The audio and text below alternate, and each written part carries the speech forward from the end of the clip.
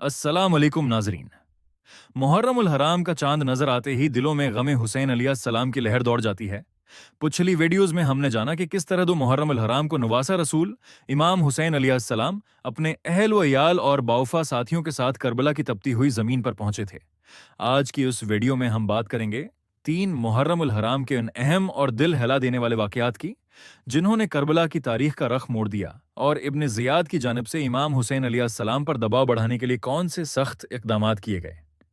Video को आखिर तक लाजमी देखिएगा ताकि आप करबला की तारीख को तफसील से समझ सकें। नाजरीन, 3 मुहर्रम उल हराम का दिन तारीख करबला में उस लिए इंतहाई अहम है क्योंकि इसी दिन कोफा के गवर्नर अब्न जियाद के हुक्म पर उमर बिन साद एक बहुत बड़े लश्कर के साथ करबला पहुंचा।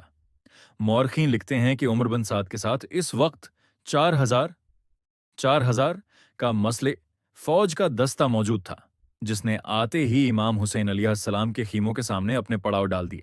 यहाँ ये बात जानना बहुत जरूरी है कि उमर बिन साद इमाम हुसैन अलैहिस्सलाम से जंग नहीं करना चाहता था। इब्न सियाद ने उसे रिये, मौजूदा ईरान का एक इलाका, की हुकूमत का लालच दिया था और शर्त रखी थी कि पहले करबला का मामला हल करो, फिर हुकूमत संभालो। उमर बिन साद ने इमाम हुसैन अलैहिस्सलाम की तरफ एक कासिद भेजा और पूछा कि आप यहाँ क्यों आए हैं।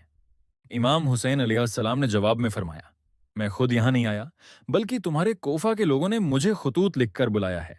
अगर अब तुम लोग अपने अहद से फिर गए हो और मुझे नहीं चाहते तो मैं वापस लौट जाता हूँ।